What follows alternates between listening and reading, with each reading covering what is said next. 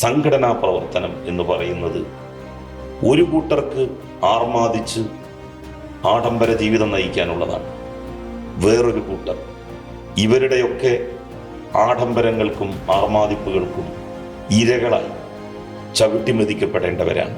കോടിക്കണക്കിന് രൂപ നിക്ഷേപം വേണ്ട പല സംരംഭങ്ങളിലും പാർട്ട്ണറാകുന്നു എന്ന് പറയുന്നത് സംശയാസ്പദമാണ്. എവിടെ നിന്നോ കള്ളപ്പണം അദ്ദേഹത്തിന് ലഭിക്കുന്നുണ്ട്. രാഹുൽ മാങ്കൂട്ടത്തിനെതിരായിട്ട് വ്യക്തിപരമായി കുറെ പ്രശ്നങ്ങൾ ഉയർന്നു വന്നിട്ടുണ്ട്. അതോടൊപ്പം തന്നെ അന്വേഷിക്കേണ്ടതാണ് അദ്ദേഹത്തിൻ്റെ സാമ്പത്തികമായിട്ടുള്ള ഇടപാടുകൾ. തൻ്റെ അനുജനെ ലഹരി മുക്തമാക്കാൻ വേണ്ടി ഫിറോസ് ശ്രമിച്ചിരുന്നു എങ്കിൽ ഒരു വലിയ ദുരന്തത്തിൽ നിന്ന് ആ ചെറുപ്പക്കാരനെ രക്ഷിക്കാമായിരുന്നു. കോൺഗ്രസും ലീഗിലും ഒക്കെ ഒരു സീറ്റ് കിട്ടുക എന്നുള്ളതാണ് പ്രധാനം. അവർക്ക് സീറ്റ് കിട്ടുന്നത് ജയിക്കാൻ വേണ്ടിയിട്ടാണ്. അവര് ഒരു 5-10 വർഷം ജീവിക്കാൻ വേണ്ടിയിട്ടുള്ള വക ആ സ്ഥാനാർത്ഥിത്വം കൊണ്ടുണ്ടാക്കും.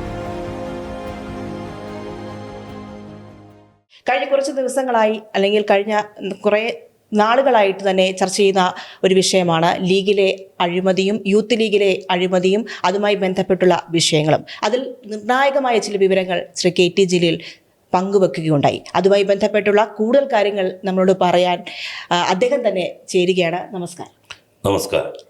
ഞാൻ പറഞ്ഞ എടുത്തു തന്നെ തുടങ്ങാം. നമുക്ക് ലീഗിലെയും യൂത്ത് ലീഗിലെയും അഴിമതി ആരോപണങ്ങളും അതുമായി ബന്ധപ്പെട്ടുള്ള കാര്യങ്ങളുമാണ് വലിയ രീതിയിൽ ഇപ്പോൾ ചർച്ചയായിരിക്കുന്നത്. അതിൽ PK ഫിറോസിൽ നിന്ന് തന്നെ നമുക്ക് തുടങ്ങേണ്ടിയിരിക്കുന്നു. അതുമായി ബന്ധപ്പെട്ട് PK ഫിറോസിന്റെ അനധികൃത സ്വത്ത് സമ്പാദനവുമായി ബന്ധപ്പെട്ട് ഭൂമി ഇടപാടുമായി ബന്ധപ്പെട്ടൊക്കെയാണ് താങ്കൾ വളരെ നിർണായകമായ വിവരങ്ങൾ ഇപ്പോൾ പങ്കുവയ്ക്കുന്നത്. എങ്ങനെയാണ് ഇതിലൊരു അന്വേഷണം വേണമെന്ന് പറയാൻ കാരണമായ വിവരങ്ങൾ ലഭിക്കുന്നത്? അതിന് തുടക്കം കുറിക്കുന്നത് എങ്ങനെയാണ്? കേരളത്തിൽ ഇന്ത്യയിലെ മറ്റു സംസ്ഥാനങ്ങളെപ്പോലെ ഒരു മാഫിയ രാഷ്ട്രീയമല്ല നിലവിലുള്ളത്. കഴിവുള്ള വിദ്യാഭ്യാസമുള്ള ആളുകൾ, സേവന സന്നദ്ധരായിട്ടുള്ള ആളുകൾ പൊതുരംഗത്തേക്ക് വരികയും അവരൊക്കെ രാഷ്ട്രീയ പ്രവർത്തന രംഗത്ത് മികച്ചു നിൽക്കുകയും ചെയ്യുന്ന ഒരു ട്രഡീഷൻ നമുക്കുണ്ട്. എന്നാൽ ആ ട്രഡീഷൻ പതിയെ പതിയെ അസ്തമിക്കുകയാണോ എന്ന ഒരു ചിന്ത ശക്തിപ്പെട്ടു വന്നിട്ടുണ്ട്.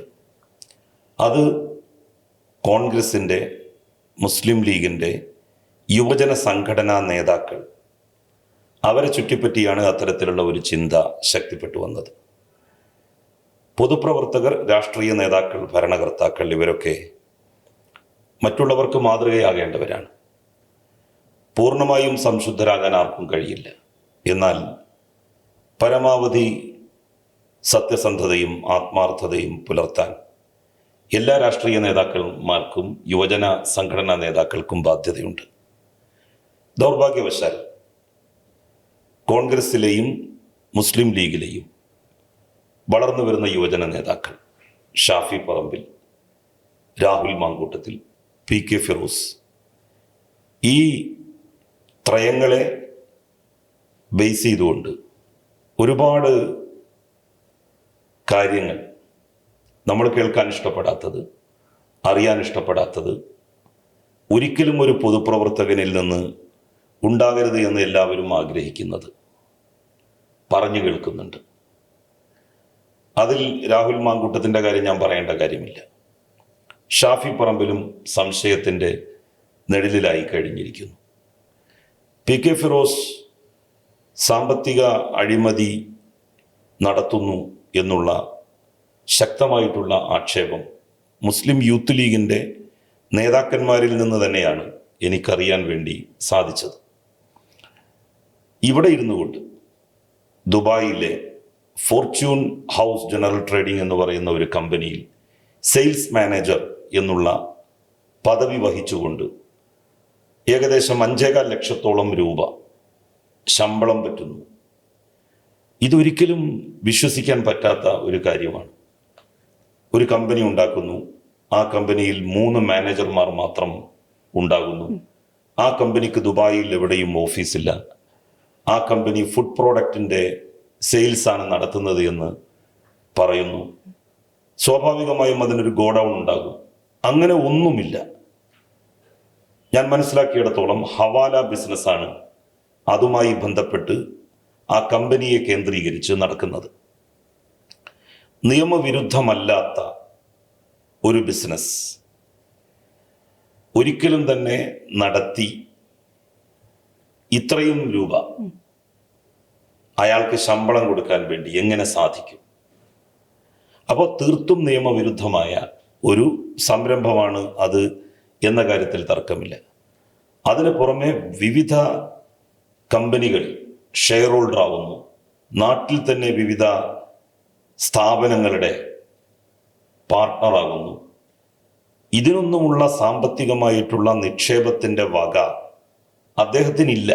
അദ്ദേഹത്തിൻ്റെ പിതാവ് ഒരു റിട്ടയേർഡ് KSRTC ഡ്രൈവറാണ്. പരമ്പരാഗതമായി അദ്ദേഹത്തിന് സ്വത്തൊന്നും തന്നെ ഇല്ല.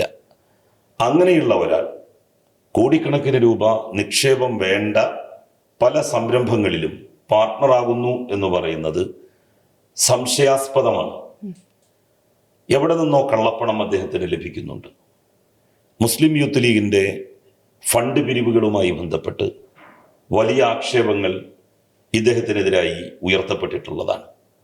കത്തുവ ഉന്നോവ പെൺകുട്ടികൾക്ക് വേണ്ടി അതിക്രൂരമായി ബലാത്കാരം ചെയ്യപ്പെട്ട് വധിക്കപ്പെട്ട 2 പെൺകുട്ടികൾ, അവരുടെ കണ്ണീരിൻ്റെ കഥ പറഞ്ഞുകൊണ്ട് മുസ്ലിം യൂത്ത് ലീഗ് ഒരു പിരിവിനിറങ്ങി. ലീഗ് ഒരു പിരിവിനിറങ്ങിയാൽ പ്രത്യേകിച്ച് വൈകാരികമായിട്ടുള്ള ഒരു വിഷയത്തെ ആധാരമാക്കി മുന്നോട്ട് വന്നാൽ കോടിക്കണക്കിന് രൂപ അതിൽ നിന്ന് പിരിഞ്ഞു കിട്ടും. എന്നാൽ കത്തുവ ഉന്നോവ ഫണ്ട് കേവലം 15 ലക്ഷമാണ് എന്ന് നേതാക്കന്മാർ തന്നെ പറഞ്ഞു. അതിൽ തന്നെ 6 ലക്ഷം രൂപയാണ് തങ്ങൾ ഈ പെൺകുട്ടിയുടെ കുടുംബത്തിന് കൊടുത്തത് എന്നും പറഞ്ഞു. പബ്ലിക് പ്രോസിക്യൂട്ടറാണ് കേസ് മുഴുവൻ നടത്തിയത് എന്ന് അവിടുത്തെ ഗവൺമെൻറ് പറയുന്നു. പക്ഷേ അയാൾക്ക് പണം കൊടുത്തോ എന്നുള്ളത് യൂത്ത് ലീഗ് വ്യക്തമാക്കണം. കാരണം നിയമസഹായം മറ്റൊരു തരത്തിലും കൊടുക്കേണ്ടതായിട്ട് വന്നിട്ടില്ല. അതുപോലെ തന്നെ ധോത്തി ചാലഞ്ചിൽ നിന്നുള്ള പേരിൽ 2,72,000 ധോത്തികൾ വിറ്റഴിക്കപ്പെട്ടു. 600 രൂപ ആളുകളിൽ നിന്ന് വാങ്ങി സംഘടനക്കാണ് പണം തരുന്നത്, ശരി തന്നെ. പക്ഷെ അതിനൊരു ഗിഫ്റ്റ് കൊടുക്കും എന്നാണ് അവർ പറഞ്ഞത്. എന്നാൽ ആ ഗിഫ്റ്റ് കൊടുക്കുന്ന സാധനത്തിൻ്റെ മേൽ 720, 730 എന്ന് പറയുന്ന സ്റ്റിക്കർ ഒട്ടിച്ചിട്ടുണ്ട്. അപ്പോൾ 730 രൂപയുടെ സാധനം ഞങ്ങൾ 2,72,000 പീസുകൾ എടുക്കുമ്പോൾ വില കുറഞ്ഞു കിട്ടുന്നു. അപ്പോൾ ആ ഒരു കുറവാണ് സംഘടനക്കായിട്ട് ഞങ്ങൾ എടുക്കുന്നത് എന്നാണ് യൂത്ത് ലീഗിൻ്റെ നേതൃത്വം അവകാശപ്പെട്ടത്. 100 രൂപയുടെ വ്യത്യാസം ഇതിൽ വന്നാൽ 2,72,00,000 രൂപയായി. അപ്പോൾ രാംരാജ് എന്ന് പറയുന്ന കമ്പനിയിൽ നിന്ന് എത്ര രൂപക്കാണ് ഇവർ ഈ തുണികൾ വാങ്ങിയിട്ടുള്ളത്? അതിൻ്റെ GST ബില്ല് എത്രയാണ്? അതൊന്ന് കാണിക്കണം. അക്കാര്യത്തെ സംബന്ധിച്ച് സംശയം യൂത്ത് ലീഗിൻ്റെ പ്രവർത്തകന്മാർക്കിടയിൽ തന്നെ നിലനിൽക്കുന്നുണ്ട്. വളരെ ക്വാളിറ്റി കുറഞ്ഞ 150-200 രൂപയുടെ അടുത്ത് അതിൻ്റെ സറൗണ്ടിങ്സിൽ വരുന്ന ഒരു സംഖ്യ മാത്രമേ അതിനായിട്ടുള്ളൂ. അപ്പോൾ വില കുറഞ്ഞ തുണി വാങ്ങി അതിന് വില കൂടുതലുണ്ട് എന്ന് കമ്മിറ്റിയിൽ ധരിപ്പിച്ച് ആളുകളെ പറ്റിക്കുന്ന ഏർപ്പാട്, കമ്മിറ്റിയെയും പറ്റിക്കുന്ന ഏർപ്പാട് ഫിറോസ് നടത്തി എന്ന് വിവരം കിട്ടിയതിൻ്റെ അടിസ്ഥാനത്തിലാണ് തെളിവുകളോടുകൂടി ആ കാര്യങ്ങൾ പറയാൻ വേണ്ടി ഞാൻ തയ്യാറായത്. ഇത് ഞാൻ തയ്യാറായപ്പോൾ പലരും എന്നോട് ചോദിച്ചു, അതിന് എൻ്റെ ഒരു യോഗ്യത എന്താണ്? ഞാൻ മുസ്ലിം യൂത്ത് ലീഗിൻ്റെ സംസ്ഥാന ജനറൽ സെക്രട്ടറിയുടെ സ്ഥാനത്ത് ഇരുന്ന ഒരാളാണ്. ഒരുപാട് പ്രവർത്തനങ്ങൾ നടത്തിയിട്ടുള്ള ഒരാളാണ്. അതേ സ്ഥാനത്തിരിക്കുന്നയാളാണ് ശ്രീ ഫിറോസ്. അപ്പോൾ ഇപ്പോഴത്തെ സെക്രട്ടറിമാർക്ക് എന്തുകൊണ്ടാണ് ആഡംബരത്തോട് പ്രിയം? എന്തുകൊണ്ടാണ് പണത്തോട് ഇത്ര ആർത്തി? ഇതൊക്കെ മുസ്ലിം ലീഗിനെ ഭാവിയിൽ കേവലം ഒരു കൊമേഴ്സ്യൽ ഓർഗനൈസേഷൻ മാത്രമാക്കി മാറ്റും, ഒരു വാണിജ്യ കച്ചവട സംഘടന എന്നുള്ള നിലയിലാക്കും. അതാവാൻ പാടില്ല എന്നുള്ളത് കൊണ്ടാണ് ഒരു രാഷ്ട്രീയ പാർട്ടിക്കും അങ്ങനെ ഒരു അവസ്ഥ ഉണ്ടാകാൻ പാടില്ല എന്നുള്ള ബോധ്യത്തിൻ്റെ അടിസ്ഥാനത്തിൽ കൂടിയാണ് ഞാൻ ഈ വിമർശനങ്ങളൊക്കെ തന്നെ മുന്നോട്ട് വെക്കുന്നത്. ഇതിൽ പ്രധാനപ്പെട്ട കാര്യം താങ്കൾ പറയുന്ന ഒരു കാര്യമുണ്ട്. തെരഞ്ഞെടുപ്പ് അടുക്കുമ്പോൾ പ്രൊഫഷൻ മാറുന്ന ഒരു വ്യക്തി അല്ലെങ്കിൽ പ്രതിഭാസമാണ് PK ഫിറോസിൻ്റെതെന്ന്. ഓരോ തെരഞ്ഞെടുപ്പ് ഘട്ടങ്ങളിലും അദ്ദേഹം പറയുന്ന അല്ലെങ്കിൽ എഴുതി ചേർക്കുന്ന പ്രൊഫഷൻ വേറെ വേറെയാണ്. അപ്പോൾ ഈ വിദേശയാത്രയുമായി ബന്ധപ്പെട്ടുള്ള സംശയങ്ങൾ വന്നു, അത് ചർച്ചയാകുന്നു. അപ്പോൾ പറയുന്നത് രാഷ്ട്രീയ പ്രവർത്തനത്തിന് വേണ്ടിയാണ് താൻ വിദേശത്ത് പോകുന്നത്, സംഘടനയ്ക്ക് വേണ്ടിയാണ് എന്ന്. അതിന് നമ്മൾ എങ്ങനെ അതിനെ യോജിക്കാൻ പറ്റും, അല്ലെങ്കിൽ ആ കാര്യത്തിനെ എങ്ങനെയാണ് അവർ ന്യായീകരിക്കുന്നത്? പച്ചക്കള്ളങ്ങളാണ് അദ്ദേഹം പറഞ്ഞുകൊണ്ടിരിക്കുന്നത്. 2018 മുതൽ അദ്ദേഹത്തിന് ജോബ് വിസയുണ്ട് ഇതേ കമ്പനിയിൽ. 5.25 ലക്ഷം രൂപ 2018 മുതൽ അദ്ദേഹത്തിന് കിട്ടിക്കൊണ്ടിരിക്കുന്നു. 2020 ഡിസംബർ 31 ആ വിസ തീരുന്നു. 2020 ഡിസംബർ 31. 2021 നിയമസഭാ തെരഞ്ഞെടുപ്പ് നടക്കാൻ വേണ്ടി പോവുകയാണ്. 4-ാം മാസം നിയമസഭാ തെരഞ്ഞെടുപ്പിനുള്ള നോമിനേഷൻ കൊടുക്കേണ്ടി വരും. അപ്പോൾ ആ ഒരു കാലയളവിൽ ജോബ് വിസ ഇല്ല. എന്നാൽ വരാൻ പോകുന്ന അദ്ദേഹത്തിൻ്റെ ഇപ്പോൾ നിലവിലുള്ള ജോബ് വിസ കാലാവധിയും അവസാനിക്കുന്നത് 2026 മാർച്ചോട് കൂടിയിട്ടാണ്. ഏപ്രിൽ മാസത്തോടു കൂടിയിട്ടാണ് നിയമസഭാ തെരഞ്ഞെടുപ്പ് വരിക. ഇത് അദ്ദേഹം മൂടിവെക്കുകയാണ്. അദ്ദേഹം പറയുന്നതിൽ ന്യായമുണ്ടായിരുന്നുവെങ്കിൽ സംഘടനാ പ്രവർത്തനം നടത്താൻ പണം വേണം, അതുകൊണ്ട് ബിസിനസ്സിൽ ഏർപ്പെടുന്നു എങ്കിൽ എന്തുകൊണ്ട് ഈ ബിസിനസ്സുകളിലൊക്കെ തന്നെ അദ്ദേഹത്തിൻ്റെ പേര് ഉൾപ്പെടുത്തിക്കൂടാ? അദ്ദേഹം ഒരു ബിനാമിയെ വെച്ച് എന്തിനാണ് ബിസിനസ് നടത്തുന്നത്? ഇതുവരെയും ഇത്യാദി ബിസിനസ്സുകളൊന്നും അദ്ദേഹത്തിനുണ്ട് എന്ന് നമ്മൾ ആരും അറിഞ്ഞിരുന്നില്ല. അദ്ദേഹം തെരഞ്ഞെടുപ്പ് സത്യവാങ്മൂലം കൊടുത്തപ്പോൾ നാമനിർദ്ദേശ പത്രികയിലും ഇക്കാര്യങ്ങൾ സൂചിപ്പിച്ചിരുന്നില്ല. 2018 മുതൽ 2020 വരെ 5.25 ലക്ഷം രൂപ മാസശമ്പളം കിട്ടിയിട്ടുണ്ടെങ്കിൽ 2019-20 ഫിനാൻഷ്യൽ സ്റ്റേറ്റ്മെന്റ് കൊടുക്കുമ്പോൾ സ്വാഭാവികമായും ഈ പണം അതിൽ കടന്നു വരേണ്ടതാണ്. 2018-19 കൊടുക്കുമ്പോൾ അദ്ദേഹത്തിൻ്റെ ഈ ശമ്പളം അതിൽ കടന്നു വരേണ്ടതാണ്. അതൊന്നും കടന്നു വന്നിട്ടില്ല. അപ്പൊ ഇതെല്ലാം മറച്ചു വെക്കുകയായിരുന്നു. മറച്ചു വെച്ചുകൊണ്ട് അദ്ദേഹം ചെയ്യുന്ന കാര്യങ്ങൾ നിയമാനുസൃതം ആവില്ല എന്നുള്ളതിന് ആ മറച്ചുവെക്കൽ തന്നെ തെളിവാണ്. ഈ പണം അദ്ദേഹത്തിന് 5.25 ലക്ഷം രൂപ എന്ത് ബിസിനസ് നടത്തിയിട്ടാണ് കിട്ടുന്നത്? അദ്ദേഹം ചെയ്യുന്ന പ്രവൃത്തി എന്താണ്? അപ്പൊ വീട്ടിലിരുന്നു കൊണ്ടൊക്കെ ഇപ്പോൾ ഓൺലൈൻ ബിസിനസ്സുകൾ ചെയ്യാം, ശരി, സമ്മതിക്കുന്നു. എങ്കിൽ ആ ഓൺലൈൻ ബിസിനസിന്റെ പ്രിന്റ് ഔട്ട് നമുക്ക് കിട്ടുമല്ലോ, അത് അദ്ദേഹത്തിന് പൊതുസമൂഹത്തിന് നൽകാമല്ലോ.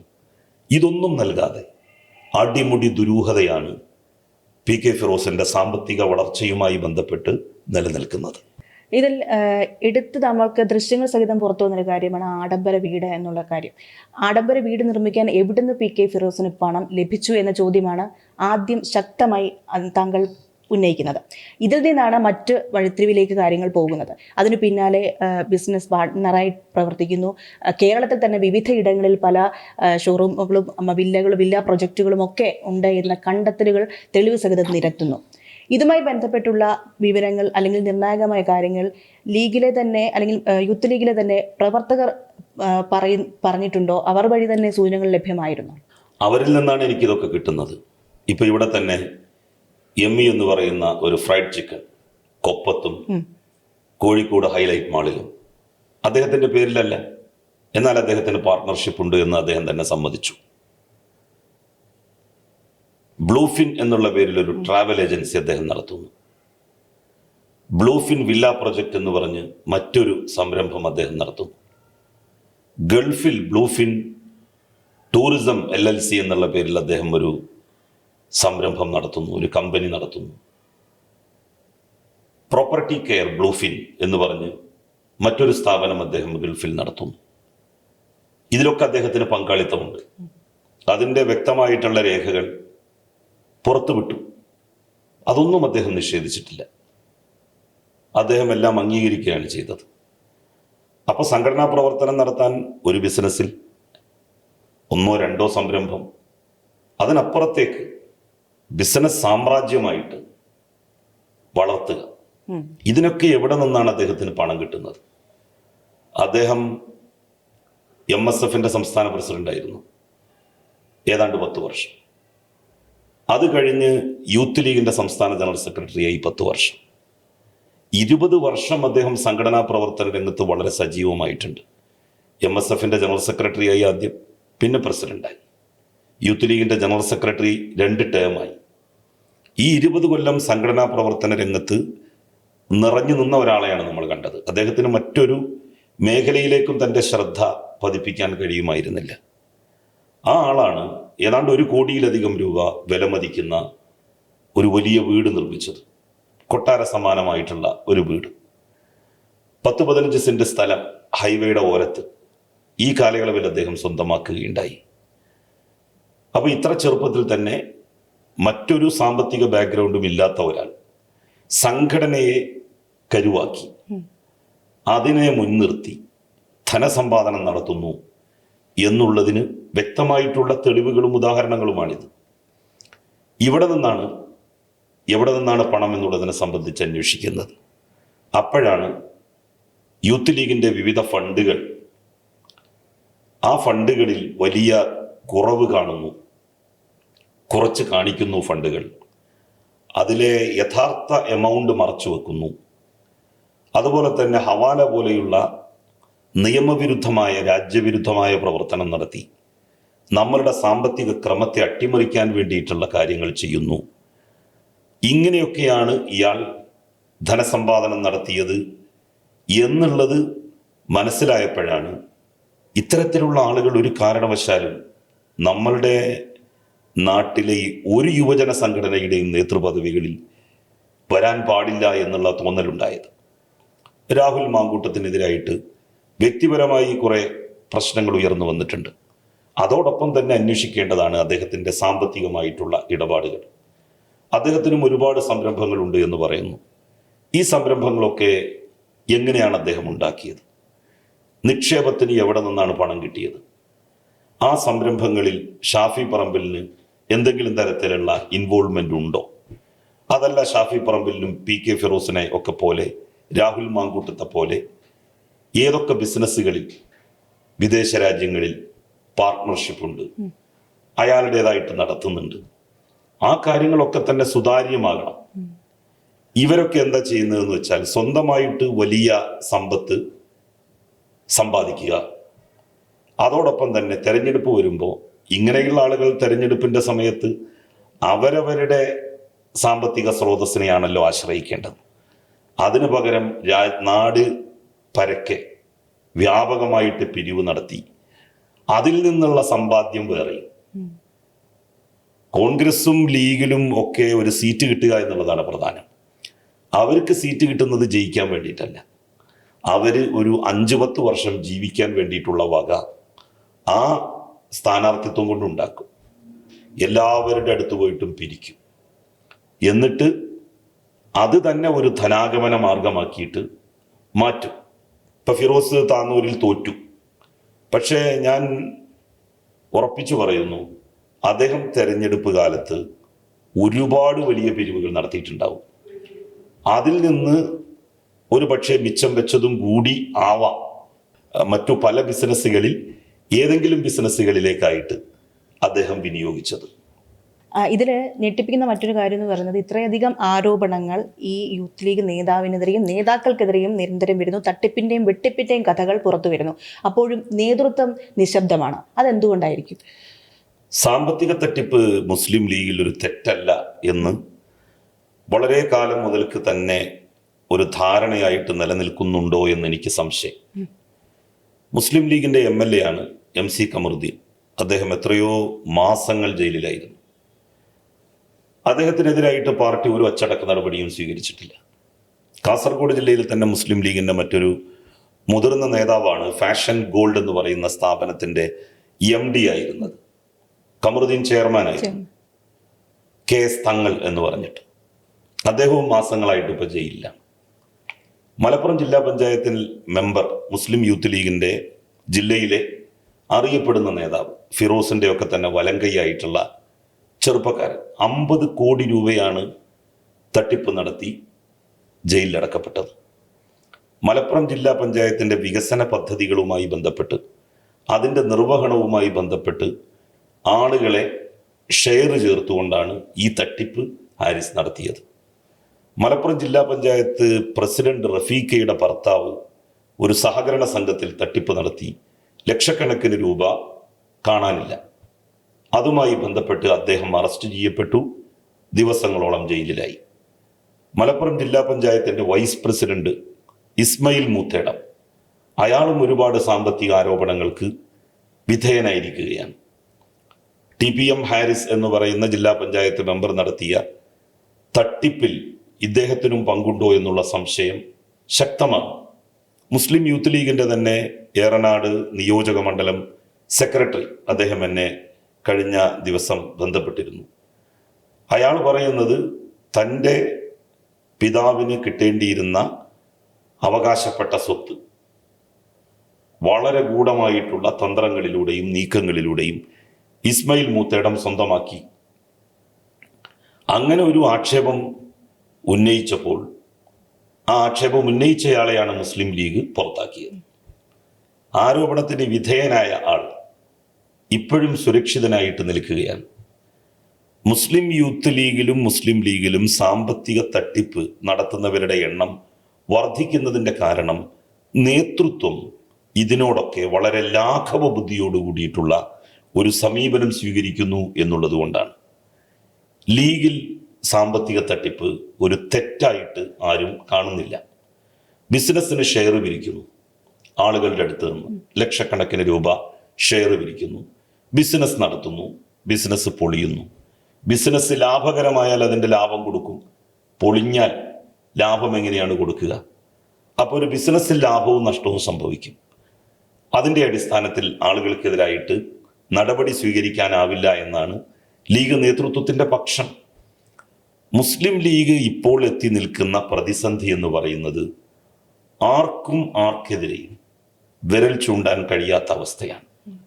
എല്ലാവരും ഒരു തരത്തിൽ അല്ലെങ്കിൽ മറ്റൊരു തരത്തിൽ സാമ്പത്തികമായിട്ടുള്ള അഴിമതി ആരോപണങ്ങളിൽ കുളിച്ചു നിൽക്കുകയാണ്.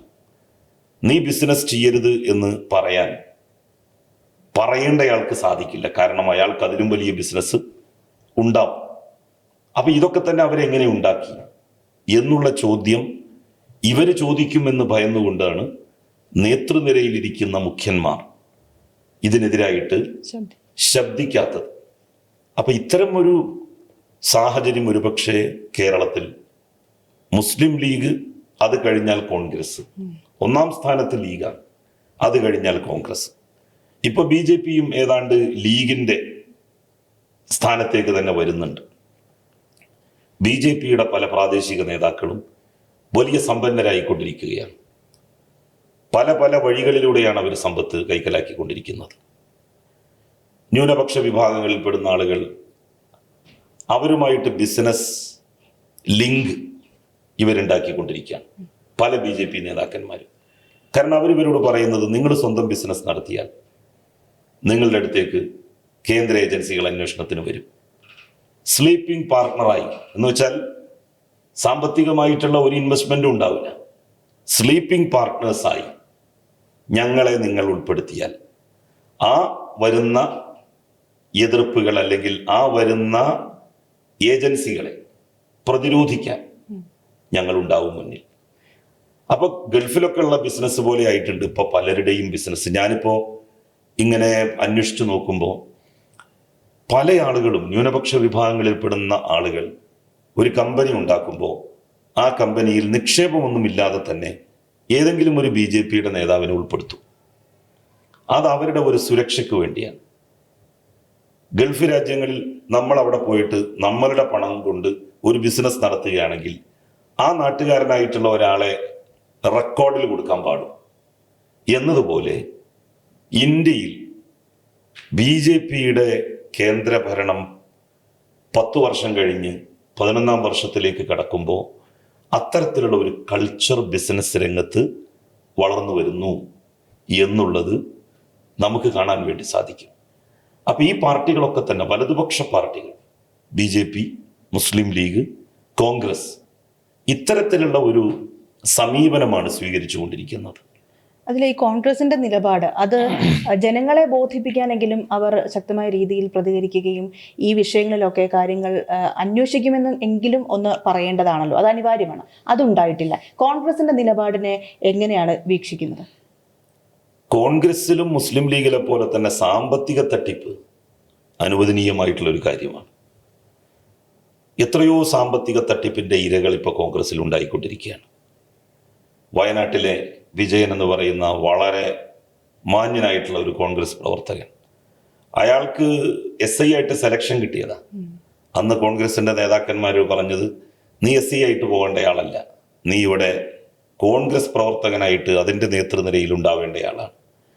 അങ്ങനെ ഒരു ജോലി കിട്ടിയിട്ട് അതിലേക്ക് പോലും പോകാൻ സമ്മതിക്കാതെ സംഘടനാ രംഗത്ത് പിടിച്ചു നിർത്തപ്പെട്ട വിജയൻ അവസാനം തൻ്റെ ഭിന്നശേഷിക്കാരനായ മകനെയും കൂട്ടി, ആ മകനും വിജയനും ഒരുമിച്ച് ആത്മഹത്യ ചെയ്യേണ്ട അവസ്ഥ വന്നു. വിഷം ആദ്യം മകന് കൊടുത്തു, എന്നിട്ട് അയാൾ സ്വയം കഴിച്ചു. തനിയാവർത്തനം എന്ന് പറയുന്ന ഒരു സിനിമയിലാണ് അങ്ങനെ ഒരു രംഗമുള്ളത്. ഭ്രാന്തനല്ലാത്ത തൻ്റെ മകൻ ഭ്രാന്തനാണ് എന്ന് ട്രഡീഷൻ, പാരമ്പര്യവും തറവാട്ടിലെ മുതിർന്നയാളുകളും സമൂഹവും മുദ്രകുത്തിയപ്പോൾ അമ്മക്കറിയാമായിരുന്നു തൻ്റെ മകന് ഭ്രാന്തില്ല എന്ന്. എന്നാൽ ഭ്രാന്തില്ലാഞ്ഞിട്ടും ചങ്ങലക്കിടപ്പെട്ട മകന് ഭക്ഷണത്തിൽ വിഷം കലർത്തി ആദ്യം മകന് കൊടുക്കുകയും പിന്നീട് അമ്മയും കഴിച്ച് ആത്മഹത്യ ചെയ്യുന്ന ഒരു രംഗമുണ്ട്. ആ രംഗത്തോടു കൂടിയാണ് ആ സിനിമ അവസാനിക്കുന്നത്. സത്യത്തിൽ ആ സിനിമയുടെ തനി ആവർത്തനമാണ് വയനാട്ടിൽ നമ്മൾ കണ്ടത്. വയനാട്ടിൽ വിജയൻ എന്ന് പറയുന്ന നിഷ്കളങ്കനായ നിസ്വാർത്ഥനായിട്ടുള്ള ഒരു കോൺഗ്രസ് പ്രവർത്തകൻ, കോൺഗ്രസിനാൽ തനിക്കുണ്ടായിട്ടുള്ള സാമ്പത്തിക ബാധ്യതകൾ, കോൺഗ്രസിന്റെ നേതാക്കന്മാർ പല ഘട്ടങ്ങളിൽ തന്നോട് പറഞ്ഞതിൻ്റെ അടിസ്ഥാനത്തിൽ ലോൺ എടുക്കുകയും കടം വാങ്ങുകയും ഒക്കെ ചെയ്ത് സാമ്പത്തിക ബാധ്യത വന്ന് അവസാനം തൻ്റെ വീട്ടിൽ നിന്ന് കുടുംബസമേതം ഇറങ്ങേണ്ടി വരുമെന്നുള്ള ഒരു അവസ്ഥ വന്നപ്പോൾ ഭിന്നശേഷിക്കാരനായ തൻ്റെ മകന് വിഷം കൊടുത്ത് വിജയൻ ആത്മഹത്യ ചെയ്യുകയാണ്. അപ്പോൾ ഇത്തരത്തിലുള്ള കാര്യങ്ങൾ കോൺഗ്രസ് പാർട്ടിയിൽ, മുസ്ലിം ലീഗിൽ, BJPയിൽ ഒക്കെ തന്നെ വന്നുകൊണ്ടിരിക്കുന്നു. ഇപ്പൊ അടുത്താണ് തിരുവനന്തപുരത്ത് BJPയുടെ ഒരു കൗൺസിലർ തന്നെ ആത്മഹത്യ ചെയ്യുന്ന സ്ഥിതി ഉണ്ടായത്. BJPക്കാർ തന്നെ അദ്ദേഹത്തെ പറ്റിച്ചു. കടബാധ്യത വന്നു, ആളുകൾ പൈസ ചോദിച്ച് വീട്ടിലേക്ക് വരുന്നു. അഭിമാനിയായിട്ടുള്ള അയാൾക്ക് അത് സഹിക്കാൻ വയ്യ.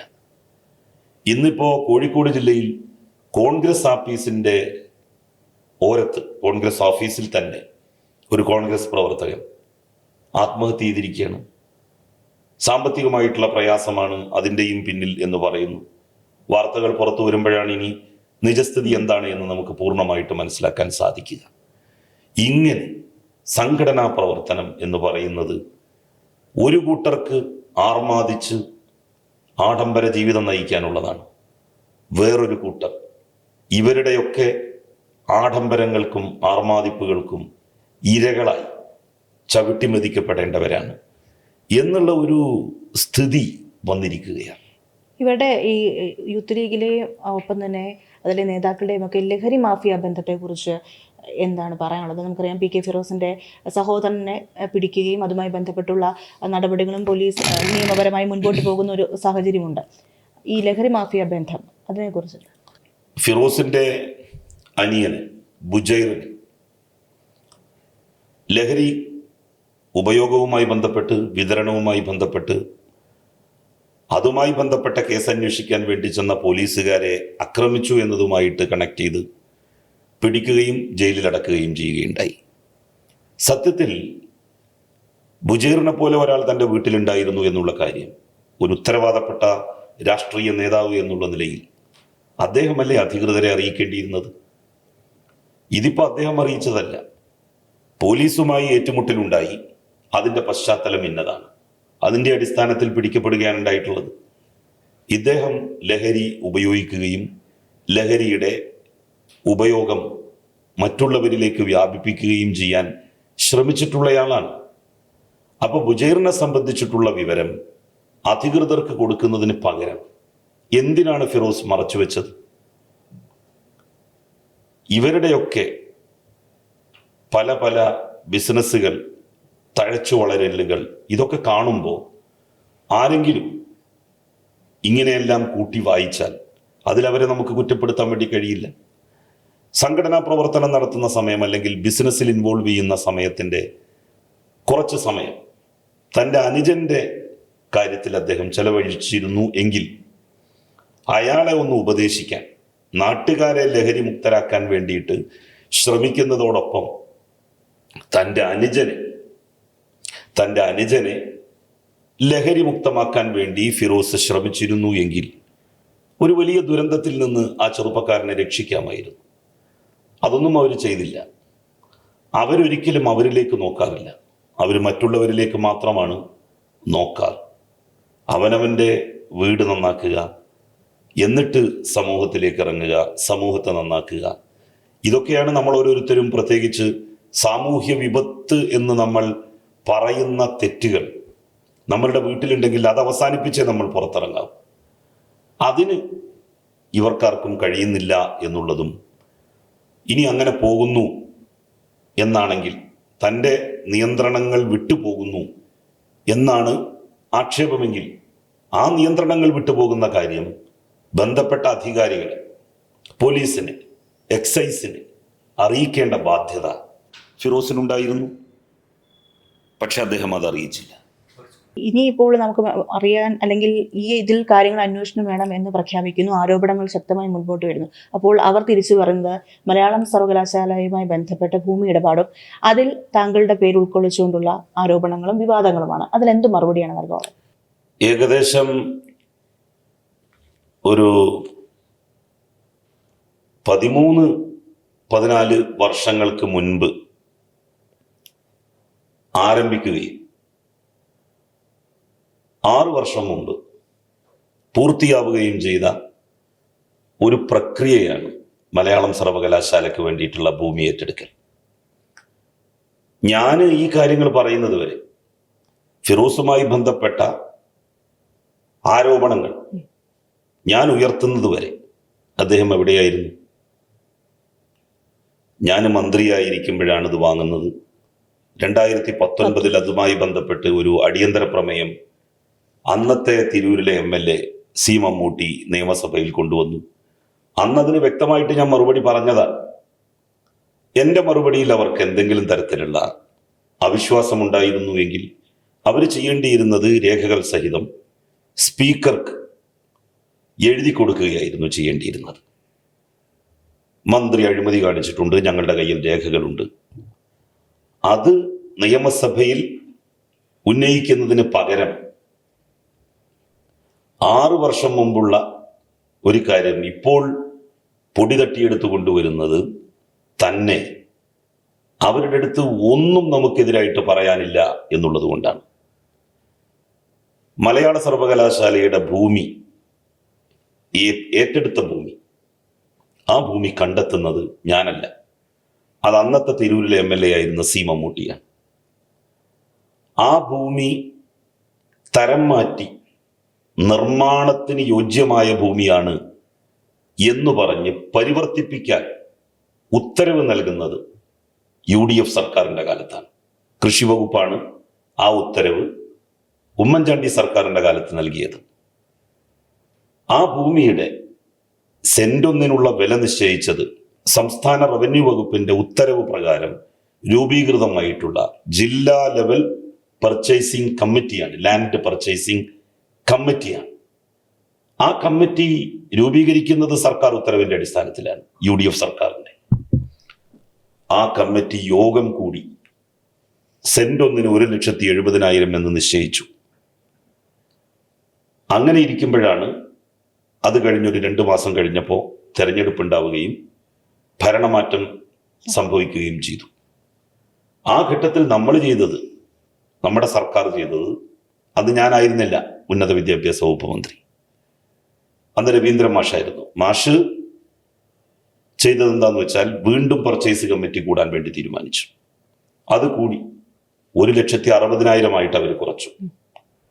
17 ഏക്കറ എന്നുള്ളത് 11 ഏക്കറയിലേക്ക് ചുരുക്കി. ഒരുപാട് കണ്ടൽക്കാടുകളും ചതുപ്പുതലങ്ങളും ഉണ്ടായിരുന്നു, അതെല്ലാം ഒഴിവാക്കി. അങ്ങനെ 11 ഏക്കറിലേക്ക് ചുരുക്കി സെന്റ് ഒന്നിന് 1,70,000 എന്നുള്ളത് 1,60,000 ആക്കി ഭൂമി വാങ്ങുകയാണ് ഉണ്ടായത്. അപ്പൊ 17 ഏക്കർ എടുക്കാൻ വേണ്ടി തീരുമാനിച്ചത്, UDF കാലത്ത് എടുക്കാൻ വേണ്ടി തീരുമാനിച്ചത് 11 ഏക്കറയാക്കി ചുരുക്കിയതും ഈ 17 ഏക്കർ വാങ്ങുമ്പോൾ സെന്റ് ഒന്നിന് 1,70,000 വേണം എന്ന് വില നിർണയ കമ്മിറ്റി തീരുമാനിച്ചതും LDFന്റെ ഭരണകാലമായപ്പോഴേക്ക് 11 ഏക്കറയാക്കി ചുരുക്കുകയും സെന്റ് ഒന്നിന് 1,60,000 ആക്കുകയും ചെയ്തു. അപ്പൊ സെന്റിന് 10,000 രൂപ കുറച്ചതാണോ അഴിമതി എന്ന് പറയുന്നത്? 17 ഏക്കർ എടുക്കാൻ വേണ്ടി തീരുമാനിച്ചത് 11 ഏക്കർ ആക്കിയതാണോ അഴിമതി എന്ന് പറയുന്നത്? യാതൊരു അടിസ്ഥാനവുമില്ലാത്ത കാര്യങ്ങളാണ് ഇതൊക്കെ. ഇനി അങ്ങനെ ഉണ്ടെങ്കിൽ അത് അങ്ങാടിയിൽ വെച്ചല്ലല്ലോ പറയേണ്ടത്. മുസ്ലിം ലീഗിന് 15 അംഗങ്ങളുണ്ട്. ആ 15 അംഗങ്ങൾ നിയമസഭ നടക്കുന്ന സമയമാണ്. മുൻ മന്ത്രി എന്നുള്ള നിലയിൽ ഇന്നയാൾക്കെതിരായി ഒരുപാട് തെളിവുകൾ കിട്ടിയിട്ടുണ്ട്.